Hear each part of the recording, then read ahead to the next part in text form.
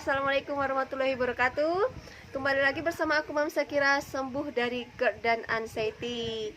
Nah teman-teman, sebelum kita melanjutkan pembahasan apa ya yang akan aku bahas hari ini, ada baiknya untuk kalian yang baru mampir di channel ini, jangan lupa di subscribe ya teman-teman ya, dan tekan tombol belnya juga, agar kalau ada update video terbaru dari aku, kalian mendapatkan notifikasi pemberitahuan. Jadi kalian tidak ketinggalan informasi dari dan keseruan yang Mam Sakira update.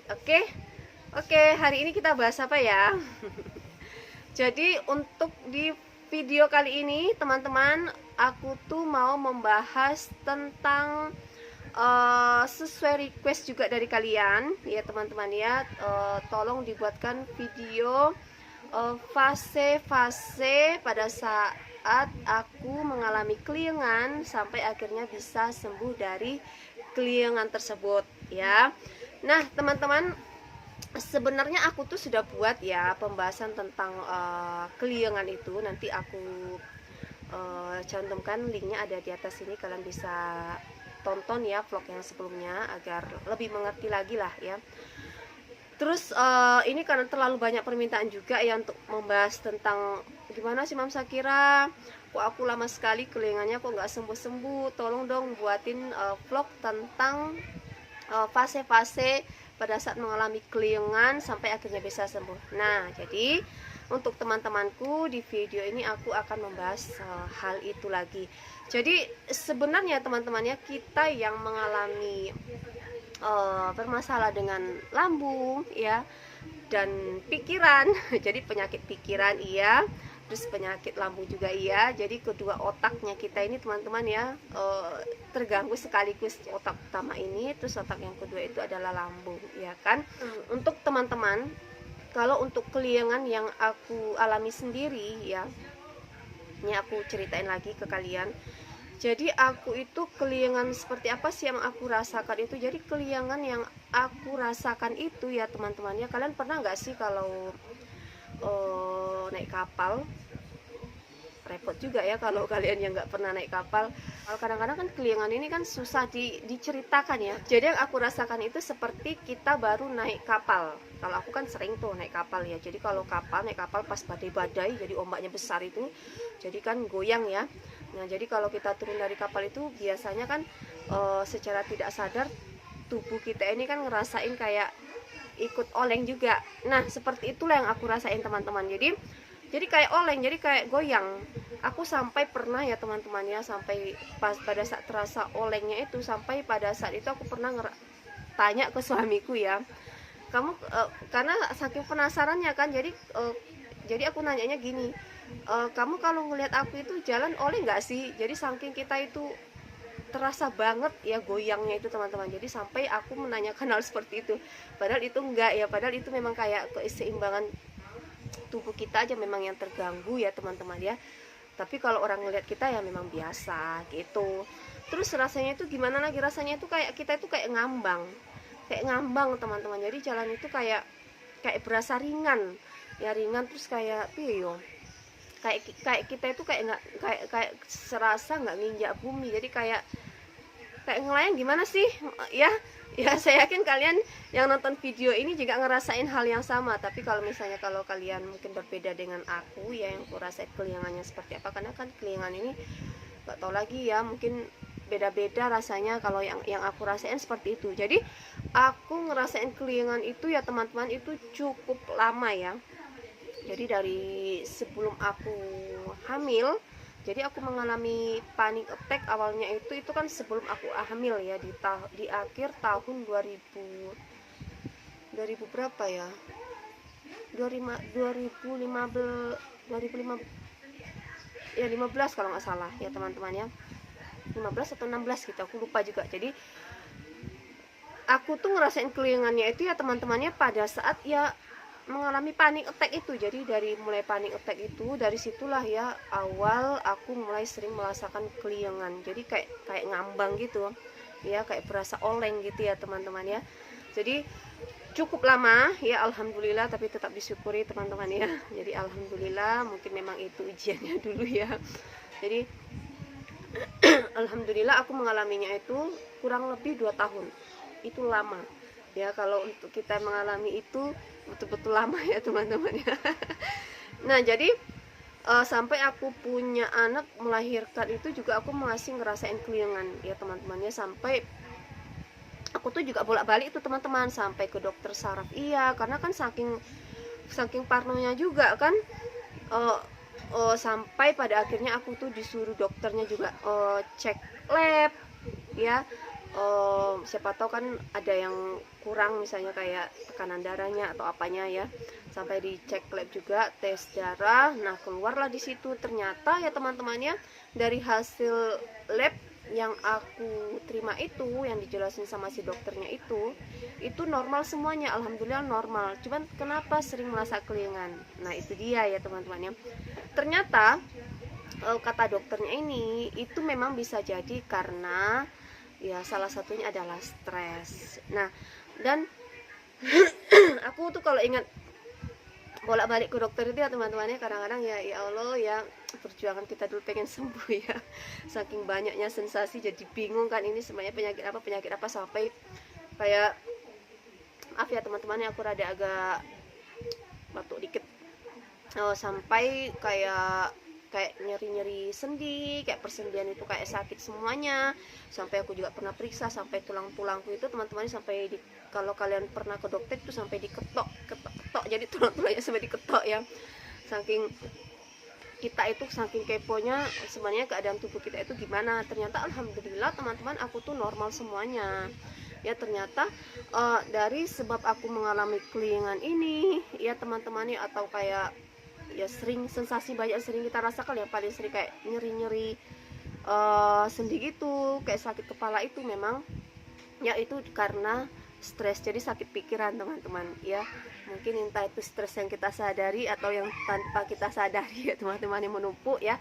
Intinya kata dokternya itu karena banyak pikiran, makanya saya sering diguyu ya, digodain sama dokternya itu, oh ini kurang shopping gitu ya, ini kurang happy aja, kurang menikmati hidup ya, cukup dengan bahagia, insya Allah nanti pelan-pelan nanti sembuh ya teman-teman. Saya ingat kata dokternya, dan alhamdulillah itu memang iya teman-teman, alhamdulillah ya teman-teman ya.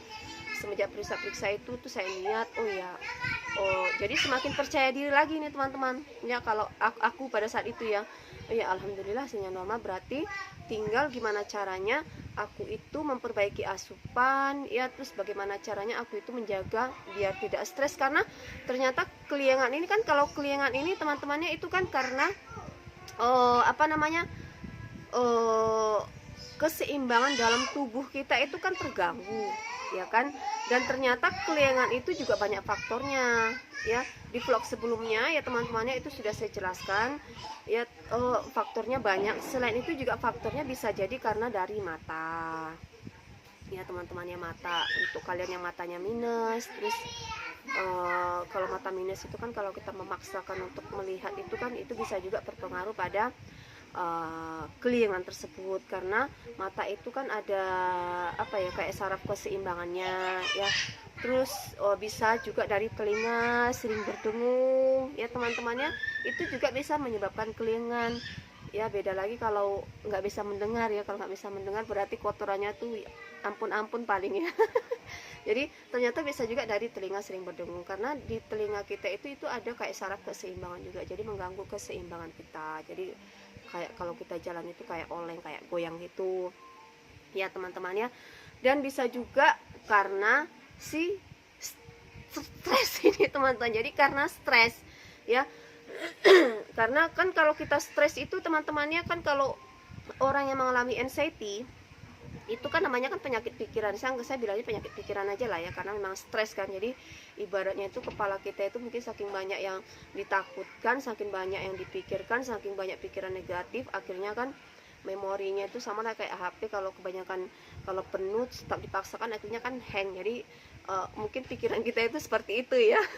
Jadi ibaratnya seperti itu. Jadi apa namanya itu, dan sering mengalami kayak apa namanya ini, kayak otot-otot kita ini kan tegang. Kalau kita stres otomatis kan, sekalian saya yakin kalian sering merasakan kayak, karena saya juga dulu di sini ya Allah sakit sekali teman-teman, kayak di belakang apa pundak ini ya, tengkuk ya, tengkuk namanya, tengkuk ini teman-teman ya, itu kayak terasa berat, leher ini kayak terasa kaku ya teman-teman, sampai ke sini itu terasa berat. Ternyata itu bisa juga menyebabkan yang namanya keliengan juga ya, karena dari faktor stres tadi. Terus di sini kita otot-otot kita ini tegang, kaku ya teman-teman ya, terus jadi kayak peredaran darahnya itu nggak lancar.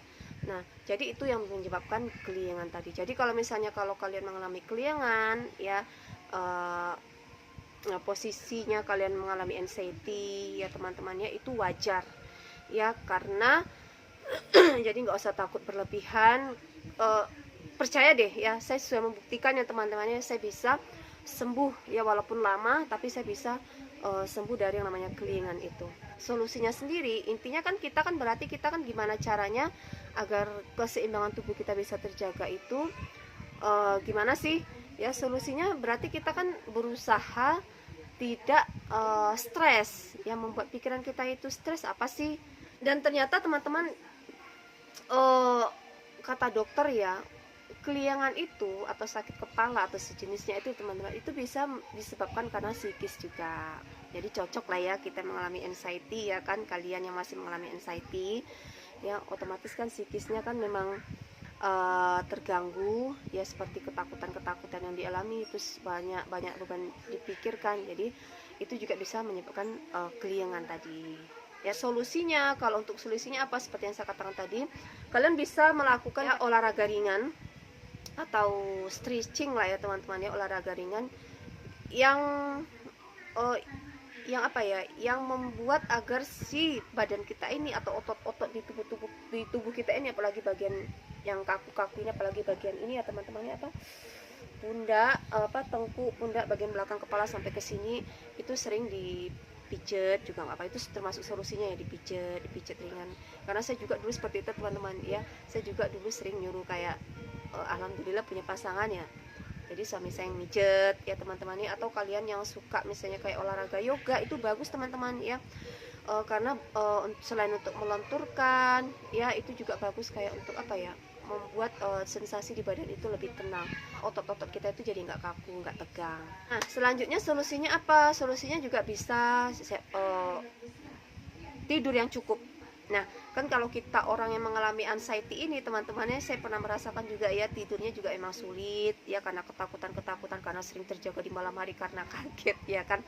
Nah, jadi solusinya memang harus kita berusaha tidurnya cukup ya, karena kalau tidurnya nggak cukup itu bisa menyebabkan keliengan. Nah, keliengan ini juga bisa menyebabkan tidur kita terganggu ya kualitasnya. Jadi sebenarnya saling berhubungan lah. Jadi sebisa kita ya teman-teman, sebisa kalian ya, itu tidurnya cukup ya. Karena kan kalau kita pengen sembuh otomatis, kan kayak saya sendiri ya teman-temannya, kalau kita niat pengen sembuh, gimana caranya nggak bisa kita jadikan bisa ya teman-teman ya. Jadi kita berusaha terus. Nah, terus kalian juga bisa periksa lab nih teman-teman ya, biar kalian tahu juga ya yang menyebabkan kalian keliengan itu apa ya. Seperti yang saya bilang tadi, siapa tahu dari mata, dari telinga, psikis, terus dari memang tekanan darah kita ya, karena kan kalau kita tekanan darah kita rendah, itu juga salah satu faktor yang menyebabkan keliengan tadi teman-teman. Kalian yang belum pernah cek lab ya, bisa lah kalau ada misalnya dana, bisa kalian sisihkan ya, cek lab ya teman-temannya, biar kalian tahu kondisi kalian itu kayak apa ya. Kalau saya alhamdulillah sudah pernah, mata sudah pernah, THT sudah pernah, penyakit dalam, terus apalagi satunya itu syaraf juga pernah teman-teman. Jadi apa ya, bukannya, maksud saya itu biar daripada kalian banyak bertanya-bertanya kan, kok ini kok sudah melakukan ini, nggak bisa ya. Kalian ya kalau pengen tahu lebih jelas ya silakan ke dokter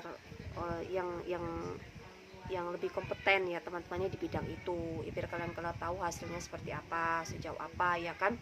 Tapi kalau untuk saya sendiri teman-teman ya, selain kita ke dokter itu intinya apa ya, kalau kalian mengalami anxiety ya teman-teman ya, kalau untuk mengalami keliengan itu wajar ya teman-teman ya, itu memang karena faktor dari stres tadi.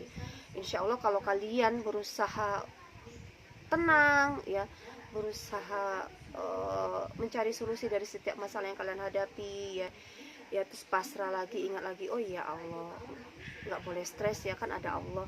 Jadi seberat apapun mungkin masalah yang kalian punya ya teman-teman ya, yakinlah ke Allah, Allah akan memberikan solusi yang baik. Allah yang kasih ujian ke kita ya, kita minta ke Allah, kita kembalikan ke Allah, insya Allah kita akan dikasih petunjuk ya teman-teman ya. Jadi kayak gitu, dan memang lama ya, makanya saya kadang-kadang suka bingung ya teman-teman ya. Saya sengaja kadang-kadang ya nggak jawab pertanyaan kalian masalah keliangan, karena saya sudah sering bahas itu ya teman-teman ya.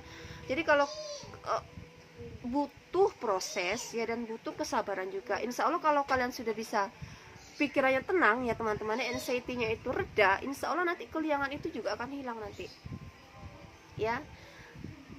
Saya sudah membuktikan loh teman-teman ya, makanya seberani ngomong seperti itu. Insya Allah nanti akan hilang sendiri ya, pelan-pelan nanti akan hilang sendiri. Tapi tetap memang harus ya kita jaga asupan makanan yang bergizi, karena bagaimanapun ya teman-teman ya, kalau orang yang mengalami kayak bermasalah dengan lambung, GERD ya teman-teman ya, dan anxiety ya, itu kan kondisi lambung kita itu kan lagi error nih ya kan, lagi tidak bisa bekerja dengan baik, dengan maksimal ya kan.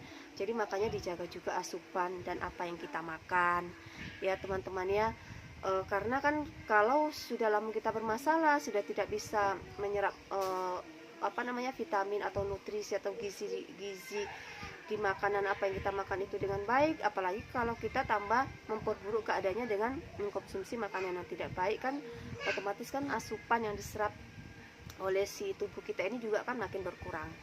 Jadi cukupi asupannya ya teman-teman ya, sering juga kayak olahraga ringan ya, dan jangan lupa bahagia. Saya ingat banget kata dokter yang tempat saya periksa ini ya teman-teman, jangan lupa bahagia ya. Intinya bahagia, bagaimanapun kita sesulit apapun ya teman-teman ya, kita kontrol pikiran kita, oh ya bahagia, mensugestikan seperti itu terus ya teman-teman ya.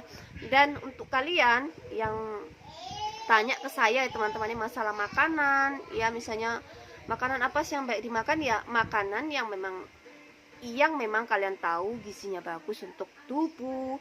Dan juga kalau misalkan kalian sensitif dengan makanan tersebut ya, jangan dimakan ya teman-teman. Karena masih ada nih yang nanya ke saya, Mam Shakira masa ya nggak ada pantang. Saya memang nggak ada pantangan ya teman-teman, tapi bukan berarti saya ini pemakan kayak junk food gitu. Alhamdulillahnya saya kalau makan makanan seperti itu tidak terlalu suka ya teman-teman ya. Jadi seperti itu. Jadi bukan berarti kita mau makan sekarep EDW ya, maksud saya nggak mantang itu bukan kita makan apa saja dimakan, enggak ya teman-teman. Saya memang nggak ada makan ya, makan cabai ya makan cabai, makan sambal ya sambal saya makan, tapi kan sesuai porsi. Kalau saya ngerasa aduh kayaknya saya kok kayak nggak enak ya, itu saya nggak makan ya teman. Beda loh ya. Nanti kalau saya bilang mantang, aduh saya nggak makan cabai sementara saya makan, kan namanya kan bujui bodoh nih ya kan, bohong ya. Makanya kalau untuk lambung saya teman-temannya, memang ada beberapa makanan memang yang kayak cepat ya membuat asam lambung saya naik, gas saya naik, itu memang ada beberapa makanan. Tapi saya pernah makan, tapi dalam dalam takaran yang istilahnya ya sedikit, cuma sekedar nyicip, kayak orang hidam lah ya kan, ya makan yang penting pengen makan ya wes secukupnya aja gitu. Karena kan saya kan tahu kalau makan banyak ini nanti bisa gas saya kan bisa naik ya. Jadi kita tahu diri gitu aja teman-teman ya. Makanya kalau ada yang tanya ke saya ada mantang, saya nggak mantang, tapi bukan berarti saya makan sembarangan ya. Jadi tetap dijaga, karena bagaimanapun kan kalau pada saat kita proses sembuh ya teman-teman ya, ini lambung kita perlu asupan yang baik juga, dan tubuh kita perlu nutrisi yang baik juga untuk menyembuhkan keliangan tadi. Terus pikiran juga ya teman-teman ya, gimana caranya otak kita ini, pikiran kita ini kita buat tenang, kita buat kayak tenang gitulah teman-teman ya. Jadi nggak terlalu banyak dipikirkan, berusaha kalau kita sudah bisa belajar kayak pasrah gitu ya teman-teman ya, mengikhlaskan semuanya, memasrahkan semuanya sama Allah, otomatis kan beban pikiran kita kan bisa lebih ringan lah, itu pasti terasa teman-teman ya. Jadi itulah tips ya dari saya, solusi dari saya untuk mengatasi keliengan atau fase-fase yang pernah saya lewati dulu ya teman-teman. Jadi cukup lama ya teman-teman ya, memang lama, makanya saya bilang itu proses, nggak cepet ya, lama guys ya. Jadi intinya sabar, konsisten, itu yang perlu ya, sabar dan konsisten ya teman-teman ya. Karena kan namanya kita penyakitnya itu dua sekaligus, otaknya bermasalah keduanya, otak sini iya, otak yang di sini iya. Jadi otak sini, otak yang di perut juga. Jadi itu memang harus butuh kesabaran ya. Terus kalau untuk apalagi sih yang Mam Sakira konsumsi ya, kalau saya ya teman-temannya mungkin karena capek juga ya, minum obat kimia terus ya kan nggak bagus juga untuk organ tubuh yang lain. Jadi kalau kalian pengen ya teman-temannya cobalah konsumsi kayak madu ya teman-temannya, kita bisa dapatkan banyak manfaat dari madu. Selain manis juga banyak manfaat yang lain. Terus dari kurma ya teman-teman, terus habatus sauda ya, cobalah ya obat-obat yang ada di Al-Quran ini teman-teman ya. Ini obat-obat yang sudah ditulis di Al-Quran, insya Allah ya teman-temannya bisa membantu keadaan kalian lebih baik ya. Jadi cukup sekian dari saya, semoga kalian lebih semangat lagi, bisa lebih tenang lagi, lebih bahagia lagi teman-teman ya.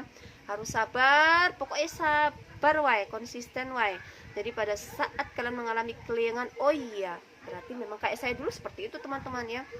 Saya dulu pernah ya teman-teman ya, jalan itu sampai nggak kuat ya, terus saya tuh tidur berbaring karena nggak kuatnya teman-teman ya. Saya pernah mengalami hal itu ya, karena keliengannya itu saking goyang itu kayak goyang. Jadi orang ngeliat kita itu jalannya nggak goyang teman-teman, tapi badannya kerasanya kayak goyang aja. Jadi seperti itu. Jadi alhamdulillah bisa melewati fase itu. Saya yakin kalian pun bisa. Saya sudah membuktikan teman-teman ya, kalau pikiran kita tenang ya, kita bisa lebih menjaga emosi kita, lebih tenang, insya Allah keliengan itu akan sembuh dengan sendirinya. Oke. Dan untuk teman-temanku, kalau ada komen-komen ya di kolom komentar, kalau sudah ada yang merasa sembuh baik kan kalian bisa bantu jawab juga ya teman-teman ya, agar kan nggak ada salahnya kan kita berbagi. Jadi misalnya kalau saya nggak bales, kalian bisa bales ya. Kapan lagi sih kita bisa berbuat baik ya kan teman-teman. Sekian dulu dari aku.